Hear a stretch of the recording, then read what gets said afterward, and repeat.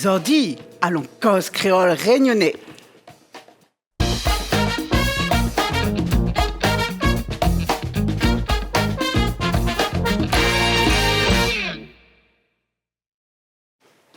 Bonjour à toutes et tous, c'est un grand plaisir de vous retrouver pour cette causerie de la culture de la série Institutions et culture. Et aujourd'hui, nous allons évoquer la langue créole à La Réunion. Alors, pour cela, je reçois avec grand plaisir Monsieur Roger Ramchetti. Bonjour. Bonjour, avec un plaisir partagé. Alors, Monsieur Ramchetti c'est un grand honneur de vous recevoir. Vous êtes président du CCE Réunion. Alors, CCE, c'est Conseil de la culture et de l'éducation et de l'environnement. Vous avez une longue carrière derrière vous, à la fois au CCE et puis une longue carrière professionnelle. Donc, vous avez été, on va dire qu'elle a commencé par l'enseignement. Et puis, au CCE, vous êtes membre depuis 1990 et président depuis 1993. Alors, pour commencer, ce que je vous propose, c'est peut-être de nous évoquer rapidement, puisque nous l'avons évoqué dans la précédente émission consacrée aux institutions et à la culture, quelles sont les missions du CCE ? De par son nom, c'est le Conseil de la culture, de l'éducation et de l'environnement. Encore que le mot conseil est venu plus tard, c'était au début un comité. Et on n'a pas voulu que ça reste un comité, mais bien un conseil. C'est ce qu'on appelle les conseils consultatifs. Et notre mission principale, c'est de donner un avis, d'éclairer, d'être la première voix. Pour les institutions, notamment en ce qui nous concerne, le Conseil régional de la Réunion. Ça, c'est la première chose que l'on doit faire. Et puis, on doit aussi, nous, dans les grandes missions que nous avons, porter en l'air, en l'airise, si on peut dire comme ça, mettre en l'air la culture, l'identité et la langue de la Réunion. Voilà, oui, on voit en fait le rôle du CCE est vraiment assez large. Il va effectivement depuis l'art, les langues, l'environnement, le monde socio-éducatif, etc. Et c'est un conseil, comme vous l'avez fort bien dit, consultatif. Et justement, mais on va évoquer à présent, puisque aujourd'hui, nous intervenons plus particulièrement dans la problématique de la langue créole. Nous allons évoquer le rôle de conseil justement du CCE dans la politique linguistique. Oui, volontiers. Alors, vous avez le CCE, en fait, les CCE, puisque ce sont des instances régionales que l'on retrouve un petit peu partout. Vous allez un petit peu nous faire peut-être un petit historique déjà de l'évolution de CCE vis-à-vis de la langue, en fait, vis-à-vis de la langue. On va évoquer notamment pour commencer peut-être le colloque de 1989. Alors, le colloque de 1989, c'est un colloque inter-CCE, en quelque sorte. Ça veut dire que ça concerne plusieurs CCE, ça s'est déroulé en Guyane. Et en fait, le but, c'est de traiter, même si c'est dans l'ordre alphabétique, mais c'est comme le premier, c'est la culture d'une manière générale. Donc, forcément, quand on parle de culture, le vecteur principal, c'est la langue. Cela va de soi. Et c'est vrai qu'à ce moment-là, l'ensemble des CCE, nous étions 4 à l'époque, après est arrivé un 5e, c'est-à-dire Mayotte, mais les quatre, c'était les 4 départements. Si vous prenez dans l'ordre alphabétique, la Guadeloupe, la Guyane, la Martinique et la Réunion. Voilà, vous avez des conseils de la culture, de l'éducation et de l'environnement. À ce moment-là, effectivement, on commence à dire que c'est bien de parler de culture en général, de parler d'éducation ou d'environnement, plein de choses, mais peut-être qu'on ne connaît pas suffisamment notre culture en France métropolitaine. Et d'ailleurs, de manière aussi... j'ai entendu ça ce matin, France Inter, officiellement, a dit qu'aujourd'hui, c'était la journée internationale du créole et a fait parler, pas Édouard Glissant, mais l'autre, un écrivain martiniquais bien connu, que le nom me reviendra. Non, pas Chamoiseau non plus. Voilà. On va retrouver son nom. On va retrouver son nom.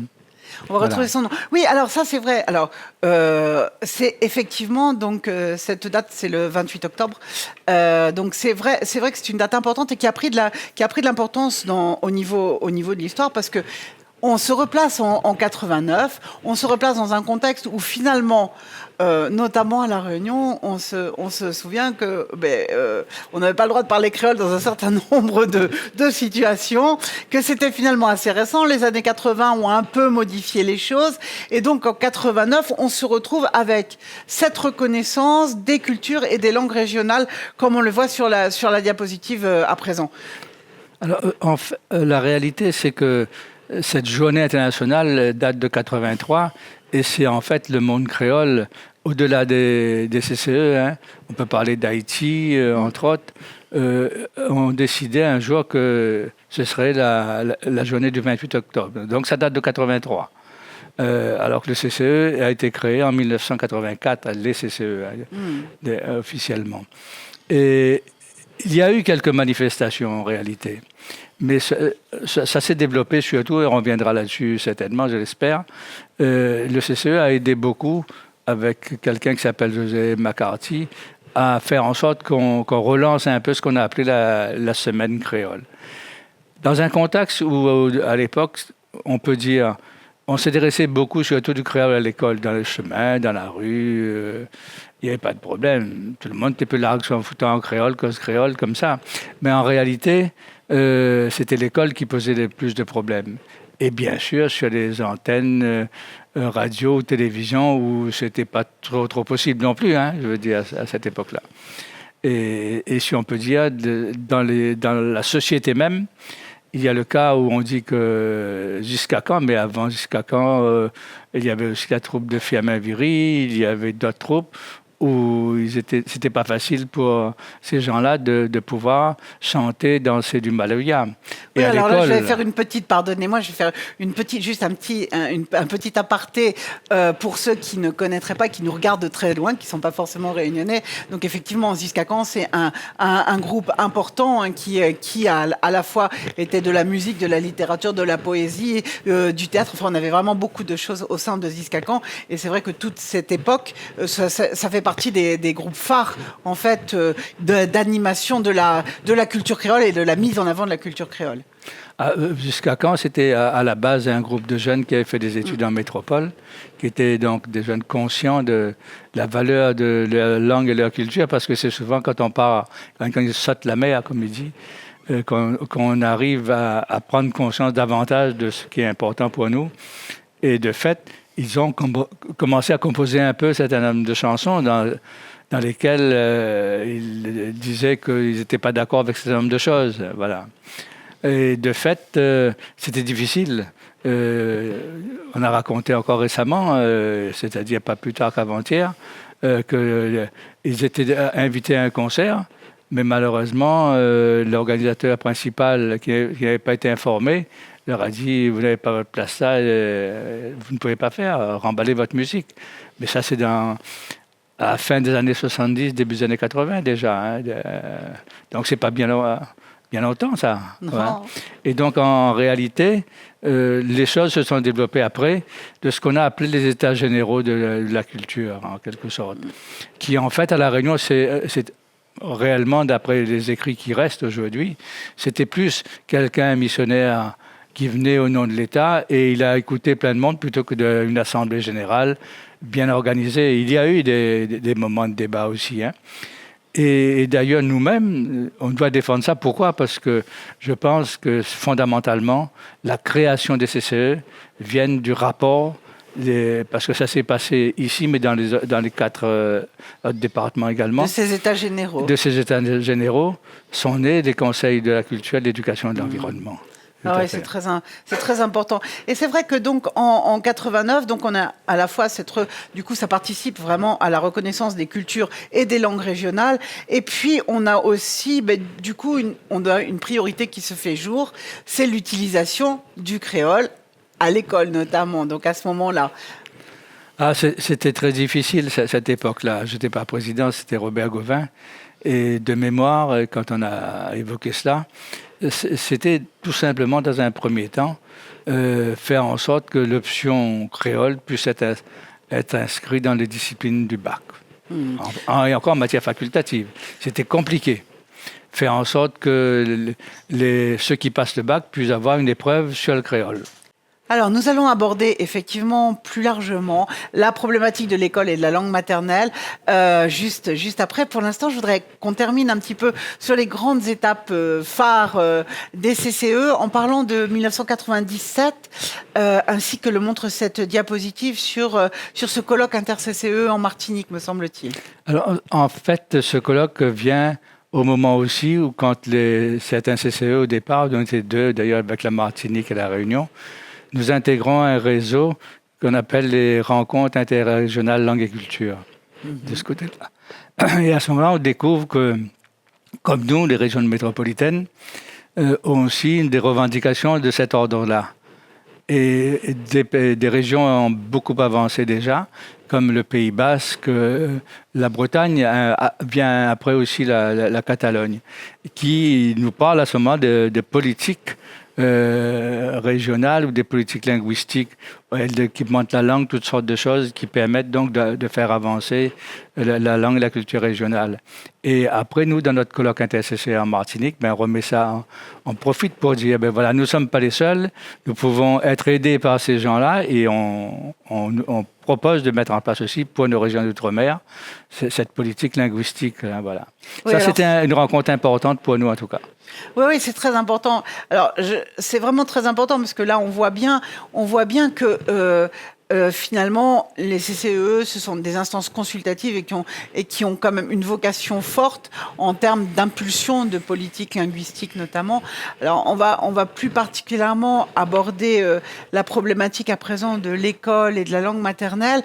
Alors, il faut se rappeler effectivement que, comme vous l'aviez dit tout à l'heure, on était dans une situation où finalement le créole, alors on parlait du maloya qui était interdit tout à l'heure, de groupes de musique qui avaient même du mal à se produire alors qu'ils étaient invités dans des concerts. Et c'est vrai que là, on va arriver sur la problématique de la langue et de l'école et de l'interdiction du créole à l'école notamment.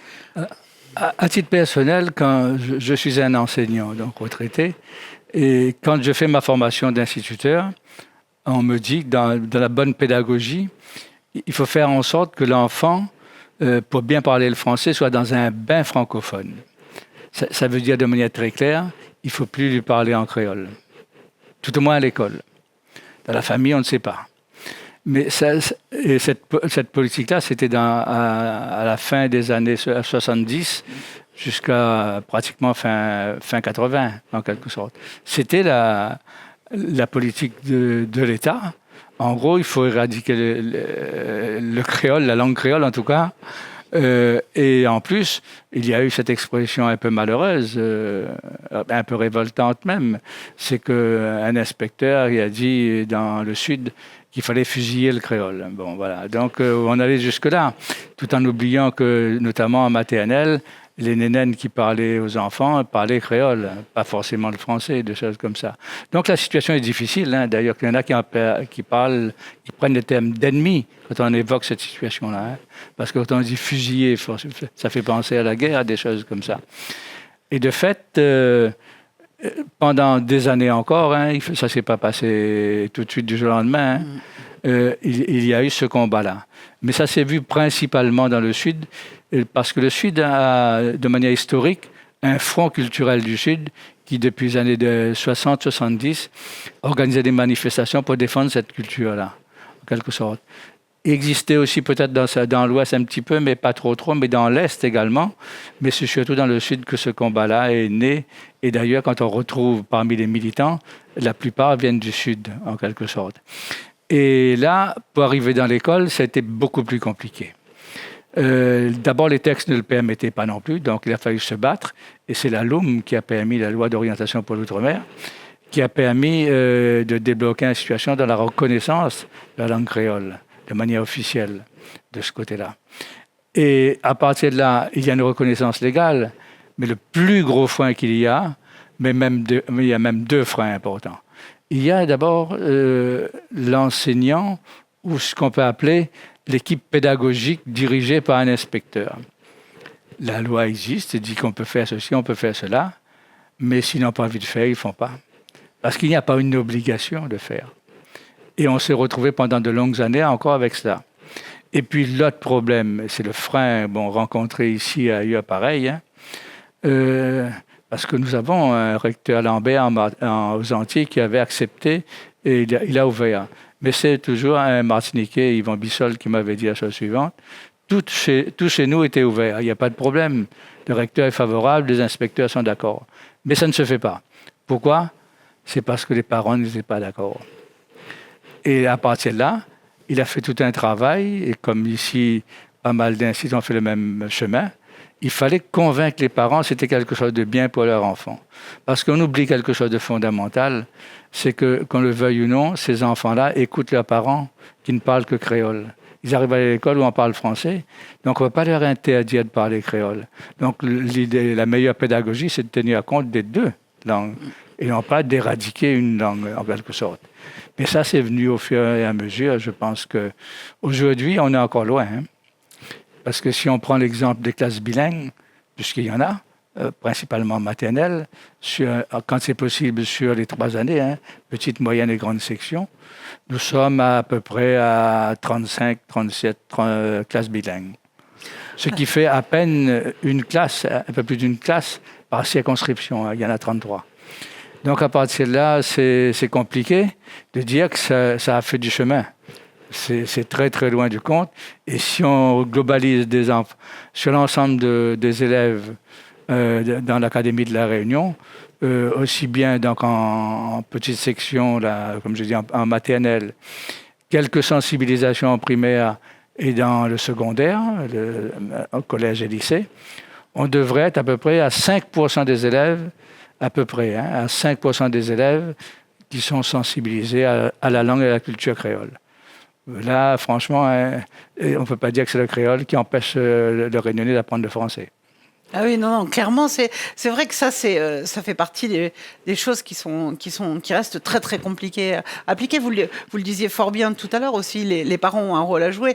Il y a encore l'image d'un ascenseur social à prendre et qui serait moins facilité lorsqu'on est davantage créolophone. Enfin, c'est vrai qu'on se retrouve avec des situations comme celle-là. Si on veut remettre un petit peu la diapositive, je voulais qu'on parle un petit peu du coup du rôle du CCE dans tout ça. Qu'est-ce que peut faire le CCE dans cette situation? On voit bien que cette situation a évolué, certes, mais n'est pas encore là où on souhaiterait qu'elle soit.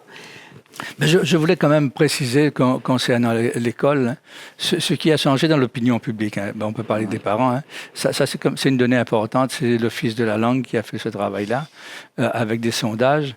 Disons qu'on peut constater que aux alentours des années 2010, là, il y a une bascule fondamentale dans l'opinion des gens. Hein. D'une opinion très minoritaire favorable au créole à l'école, on est passé à une opinion très majoritaire de créole à l'école. Voilà, ça c'est... Même si dans la pratique, il y avait quelques réponses un peu bizarres. Hein. C'est bien, faut mettre le créole à l'école, mais pas pour mon enfant, par exemple. Voilà, ce sont des choses qui ont existé. Et si on revient effectivement à la langue maternelle, parce que là, alors qu'on défendait la langue régionale jusqu'à maintenant, et là, c'est la langue maternelle, c'est parce que l'État français reconnaît certains droits à la langue maternelle, mais pas à la langue régionale. De ce côté-là. Et on est confronté, mais c'est un débat actuel, hein, je veux dire. Hein. Faut-il mettre en avant que le créole, c'est une langue maternelle, ou faut garder, comme dans les régions métropolitaines, langue régionale? La réalité, je crois que pour nous, c'est les deux. Nous, là, on a la chance à l'outre-mer, ce n'est pas le cas forcément dans les régions métropolitaines, de jouer sur les deux tableaux. Et nous, on s'est dit, il y a la loi, on n'applique pas forcément, et il n'y a pas une force, disons, qui sait, on ne va pas envoyer la police pour dire qu'il faut appliquer ça. C'est pas possible, ça. Tout de plus, on peut dire que le recteur, la rectrice peut faire les choses. Et on a la chance actuellement d'avoir une rectrice qui connaît très bien les langues d'une manière générale, elle est linguiste elle-même, donc qui est tout à fait favorable à l'usage du créole. Elle a dit que le créole ne restera pas à la porte de l'école, c'est déjà une bonne chose. Et nous, le CCE, on dit on va faire ce qu'on peut faire, nous. Hein. On n'est pas habilité à former des gens. Nous sommes là que pour conseil. Par contre, nous pouvons mener des actions de ce côté-là. Plus anciennement, on a commencé par le concours que l'on appelle aujourd'hui prix honoré. Voilà, c'était langue créole, de ce côté-là. Ensuite, qui est devenu aussi un concours à l'école. Voilà. Ouais, là, on va voir sur différentes diapos, justement, ces concours qui sont... Et ça, c'est vrai que c'est très important. Parce que du coup, on va avoir différents concours de production écrite en créole, à la fois au niveau de l'école et au niveau des adultes. Hein. Donc, là, ici, il y a ces images-là. On voit le concours langue créole, le prix honoré de 2022. Là, c'est pour les adultes. Là, pour les adultes. Et on retrouve cet autre concours également pour les jeunes, voilà. Les lycéens. Ce qui est intéressant, c'est que quand on parle de concours, c'est un moment un peu éducatif, et certes, mais c'est ludique aussi. Et de fait, les parents ne sont pas opposés de ce côté-là. Et les instituts sont intéressés aussi. Et puis, il y a des intervenants, de très bons raconteurs d'histoires, mais aussi des gens qui sont capables de donner des informations sur la langue, de montrer qu'on peut composer en langue créole depuis tout petit. Et ça, c'est bien accepté. Et de fait, on s'est dit, ça, c'est un bon filon à suivre, en quelque sorte. Et ça se développe de plus en plus, donc, ce concours. Prix honoré pour l'école. Alors, voilà, et le dernier, effectivement, je parle de lui parce qu'il était à l'écran, c'était Cosarlor. C'est en train, c'est un premier lancement. C'est l'idée et c'est assez fondamental. Fondamental parce que le créole, bien souvent, je le disais encore pas plus ce matin dans une réunion, c'était à la plénière du conseil régional, quelqu'un me disait, mais oui, mais les gens parlent toujours en français et quand ils veulent dire quelque chose avec un certain humour ou un peu des choses légères, là, ils emploient le créole. Et Cosarlor dit non. On peut faire ça, mais on peut faire autre chose. Et Cosarlor, c'est en fait, en réalité, il y a un double Z. C'est cause. Zarlor, c'est quelque chose d'important, certainement, genre rempli d'or de ce côté-là. Des choses jolies, agréables, qui ont de la valeur. On peut dire des choses de valeur importantes dans la langue créole. Alors ça, c'est vraiment très intéressant. Il nous reste une dizaine de minutes. On va aborder, je sais bien qu'il faudrait bien davantage, on va justement aborder ces concours et notamment la graphie parce que il se trouve que nous avons donc plusieurs systèmes de graphie qui ont jalonné l'histoire. Alors là, j'ai pris un petit exemple pour que les gens qui ne connaissent pas ces différents systèmes aient un petit peu une image de l'évolution de la graphie. Alors ça, d'ailleurs, on voit que ça touche un peu tout le monde parce que il se trouve que cet exemple, je l'ai extrait d'un article d'un support de presse, en l'occurrence Info 974, qui pour lequel un lecteur souhaitait s'exprimer et avait fait un petit peu ce comparatif entre les différentes graphies. Parce que c'est vrai que lorsque l'on parle de concours, etc., c'est la première question qui m'était venue en fait à l'esprit. On fait un concours donc, mais avec un concours d'écriture en créole, et finalement, comment on l'écrit? Puisqu'on voit bien qu'on est passé par différentes graphies. Alors, vous pouvez les commenter si vous le souhaitez rapidement. Oui, mais là, on retrouve les 4 graphies, disons, qu'on utilise de plus. Hein. Forcément, la graphie étymologique est la plus ancienne, puisque ça date de l'Huéry déjà, hein, donc ça fait 2 siècles. Donc, mais c'est en fait écrire un peu avec les mots français, disons le créole réunionnéen. C'était parce qu'il n'y avait pas d'autres outils. Même si on a des étudiants là-bas à l'époque avaient écrit un peu dans une revue qu'on appelait le Rideau de Cannes, et un petit peu en créole moins francisé, en quelque sorte. Ça, c'est des années 50. Mais là où beaucoup de gens, enfin, Albany avait sorti son glossaire aussi, d'autres aussi, il y a eu d'autres qui ont fait des propositions. Et quelqu'un qu'on connaît moins bien, qui n'apparaît pas là, et qui fait un peu l'ensemble des deux, c'est Boris Gamalalia, qui était aussi linguiste, qui avait fait des propositions. Mais là où il y a un groupe qui travaille vraiment sur l'écriture, c'est en 77. On trouve des universitaires, des militants là-dedans. Et c'est une réflexion de groupe d'une 20aine de personnes qui font cette proposition-là, qui globalement est est plutôt ce qu'on appelle phonologique, c'est-à-dire on traduit les sons, en quelque sorte. Alors que là-bas, c'était une base française, un peu des mots français. 77 commence à faire apparaître un petit peu les sons. Mais on verra, je connais au moins 3 ou 4 qui ont travaillé là-dedans, qui trouvent il y a beaucoup d'insuffisances, hein, c'est pas assez complet là-dedans. Et le KWZ de 83, c'est parce qu'il y avait une bande de militants qui trouvaient que c'était encore trop proche du français et qui voulaient s'en éloigner un peu. On a appelé ça à l'époque la graphie de la distanciation maximale. Moi, j'ai changé de DM par distinction minimale aujourd'hui. Mais en gros, apparaissent le fameux KWZ, parce que tout simplement pas. Le W ne posait pas forcément problème, c'est le K et Z. Vous voyez, tout ça, c'était lié au mouvement politique. On disait qu'avec le K, c'était en URSS qu'on utilisait beaucoup le K aussi, hein, de ce côté-là, à ce moment-là. Et ils trouvaient ça trop proche, tout en oubliant que les Belges et les Suisses ont écrit faculté avec un K. Hein. Voilà, donc, ce n'était pas forcément des communistes. Et Tangol 2001, c'est autre chose. C'est avec des militants, et là, c'est Axel Gauvin qui a été dans 77 et qui dit, écoutez, pourquoi on n'essaye pas de faire quelque chose de plutôt consensuel? On prend déjà ce qui est bien, on laisse un peu la possibilité de prononcer différemment. C'est notamment, là, ce qu'on voit, c'est nourriture, parce que le deuxième I de nourriture, il fait qu'un tréma, ça veut dire qu'on peut prononcer I ou bien U. Ouais. Voilà, ça donne cette possibilité-là. Voilà, donc c'est l'exemple le plus frappant, hein, parce qu'à La Réunion, il y a des gens qui causent en U et qui causent en U. Voilà. Tout à fait, selon qu'on soit du Nord notamment ou du Sud, voilà.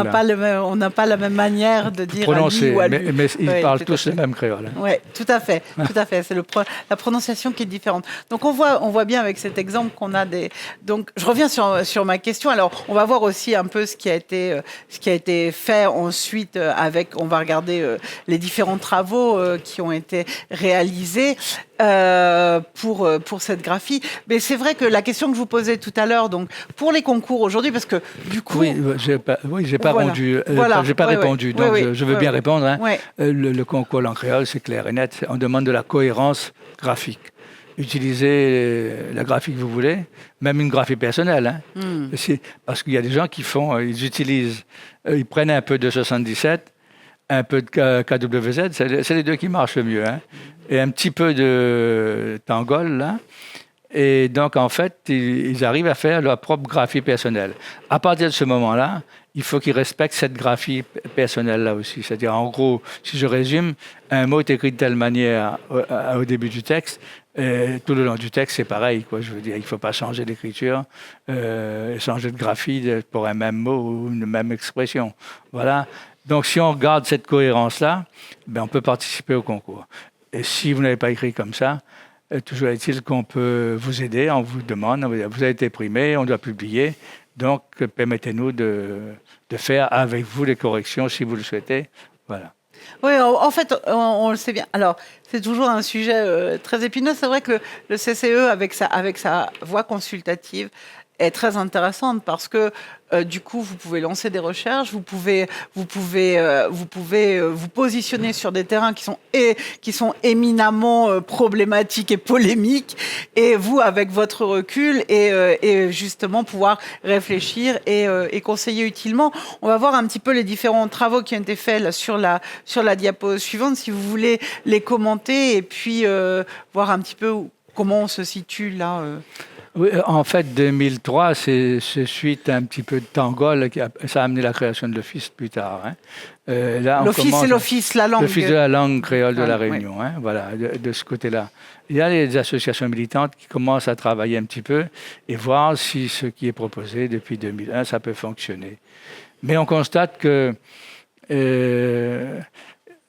il y a ce qu'on appelle les signes diacritiques, vous connaissez, on invente les accents, des trucs comme ça qui traînent, et on a même inventé la tilde sur le Z pour faire Z caron. Voilà, en quelque sorte, un V sur dans 2001. On s'aperçoit que le seul son proposé qui a vraiment du sens, c'est le che ou ce. Mais on croit que l'écriture est difficile. Hein. On prend l'exemple de chouchou. Ouais. En étymologique, ce sera CHOU, CHOU, c'est facile. En graphie, j'allais dire que ce soit 77 ou 83, KWZ, ce sera SOU, SOU, parce qu'on dit que les gens disent sous-sous. Alors, donc, nous, on dit, à cette époque-là, avec Tangol, on dit il faudrait SH à la place du CH. Tout simplement parce que, bon, Sheila, la chanteuse, quand on écrit Sheila, on écrit avec un SH, on peut dire on peut faire Sheila. Ouais. Alors que ceux qui se prononcent bien en créole, même le créole, comme on dit, basilectal, vont dire c'est là. Ouais, Même si c'est écrit là. Donc, à partir de là, ça marchait un peu bien. Donc, on arrive effectivement à faire en sorte qu'il y ait un peu de discussion. Plus difficile avec le groupe de KWZ, sauf que en 2012, quand on commence à travailler, celui qui a été le porte-parole pendant très longtemps avant sa mort, François Saint-Omer, c'est celui qui a ouvert le premier site pour le créole réunionnais, hein, en quelque sorte. Hein. Et lui, il est venu rejoindre le groupe parce qu'il disait aussi que il était convaincu que les gens allaient prendre tout ce qu'ils voulaient parce que c'était sur Internet. En réalité, tout ce qu'il voulait, lui, sur Saint-Omer, et ça ne s'est pas produit du tout. Et il dit, je veux venir travailler avec vous pour voir comment on peut trouver quelque chose que tout le monde accepte et comprenne, etc. Et donc, ce travail va durer 5 ans et se terminer par des préconisations. Il n'y a pas une graphie réelle, on l'a appelé l'accord graphique, mais il se base surtout sur quelque chose de fondamental qui est nécessaire. C'est une recherche de ce qu'on appelle le cœur phonographique aujourd'hui, c'est-à-dire qu'on lit aussi bien avec les sons, mais aussi avec les yeux, parce que nos lectures, à 80% du temps, on lit avec les yeux, on ne prononce pas. Et donc, en fait, on repère tous les sons possibles, on essaye de transcrire ça en signes. C'est ça le vrai problème. On a trouvé à peu près 56-57 sons et on a essayé de mettre ça en signes et on a dit qu'on peut les utiliser. Globalement, si on prend d'autres graphies, tout ça, il y a un accord pour l'ensemble des réunionnais sur à peu près 90-95% des signes. Sauf sur certains, il y a à peu près 5%. Jusqu'à maintenant, on n'a pas trouvé de solution. Et le plus compliqué là-dedans, même jusqu'à avant-hier peut-être, c'était la signature. J'ai vu une écriture en créole du mot signature. C'était S-I-N-I-A-T-U-R-E. Ouais, parce que là, le NIA, c'était NIA. Alors qu'en français, on aurait dû utiliser le GN, et tandis qu'avec en KWZ, ou même en 77, c'était le YE, voilà, ouais. YE, en quelque sorte. En plus, c'est étrange qu'il y ait un E au bout. Ça dépend des cas, parce qu'effectivement, marmaille, par exemple, on ne mettra pas. Mais pour d'autres, papaye, marmaille, on ne mettra pas. Mais pour d'autres, des fois, on rajoute volontairement. Mais ce n'est pas obligé, hein, en quelque sorte. Et même en français, parce que cette association, ces diphtongues, comme on les appelle, pose problème parce que, en fait, on apprend de manière mécanique à l'école les choses. L'école nous dit, par exemple, vous direz ça montagne. Mais quand vous prenez le son G, qui est le G, et le son N, les deux associés, ça n'a jamais fait mieux. Non. Même en français. Ouais. Mais on a tellement appris ça, on nous a rabâché ça tout le temps, mais maintenant, pour nous, c'est entré dans ce qu'on appelle notre lexique mental français. Voilà. Ouais. Et quand on l'a, on répète ça, comme on dit souvent secondaire, on dit tout le monde, on est arrivé second, alors qu'on écrit avec un C, ça fait second, hein, et secondaire. Alors, mais tout le monde dit secondaire, parce qu'on nous a appris à dire comme ça. En fait, dans une écriture, une graphie, je dis une écriture parce que Jean-Pierre Jaffray, qui est le linguiste avec qui j'ai l'occasion de discuter un peu aussi, il dit que c'est une convention adoptée. Peu importe un peu la manière dont on écrit, si on se met d'accord sur cette écriture-là, parce qu'on n'a pas trouvé les signes nécessaires pour pouvoir prononcer correctement, mais il faudra l'accepter comme une convention et lier ce son-là de cette manière-là. Voilà. Alors, c'est vrai, on arrive à la fin de notre émission. C'est la parole d'un sage, là, que j'entends, hein, et vous êtes tout à fait dans votre rôle de président du CCE. C'est vrai que, oh, puis les langues évoluent, et puis, c'est vrai que ça fait partie d'un certain nombre de conventions, et il y a des conventions qui sont parfois plus susceptibles à accepter que d'autres. Donc voilà, on se retrouve vraiment avec de temps en temps des tensions qui sont... Tout simplement pour rappeler aux gens que la convention la plus, enfin, pas universelle ou presque, c'est l'heure. Vous savez très bien que l'heure à Paris n'est pas la même heure qu'à Berlin ou en Angleterre. En Angleterre, il y a des différences. Mais vers l'Italie ou autre, ces pays-là n'ont pas. Si on regarde de manière purement géographique, non. Mais il y a une convention pour dire que c'est l'heure. Là, c'est l'heure de l'Europe et c'est comme ça. Voilà. Les conventions, c'est fait pour cela. Alors, on va parler de l'avenir. Le CCE, et c'est la diapo suivante, donc va tipa n'arriver, comme on dit, va produire un recueil sur lequel vous travaillez actuellement, de témoignages d'expérience pour un bilinguisme apaisé. Si vous voulez nous en dire quelques mots.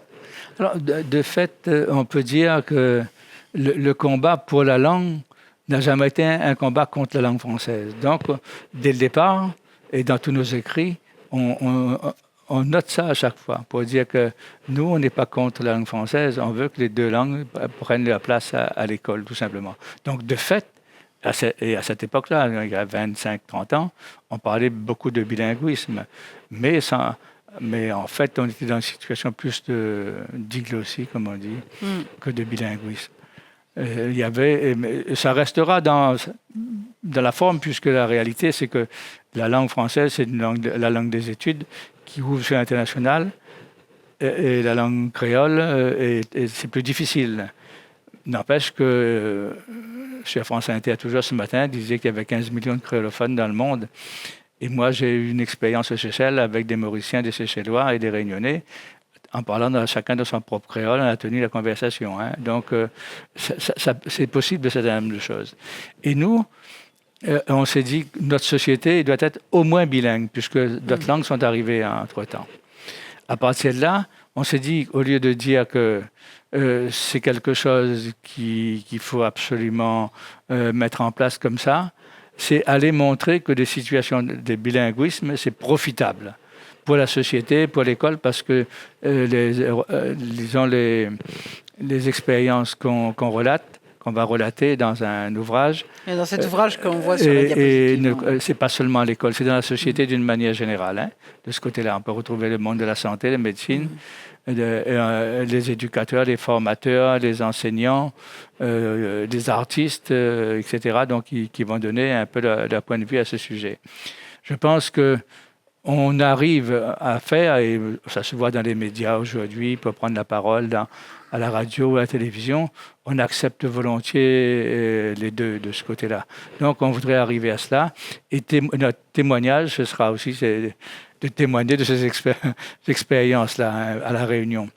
Et le pas peut-être supplémentaire qui sera fait, qui va aider par rapport aussi à la graphie, c'est l'idée que je pense que c'est une histoire de moi, plus que d'années, je l'espère en tout cas, c'est que la charte à la Réunion pour la culture et la langue, entre l'État et les collectivités locales, pourrait être signée peut-être plus tôt que prévu.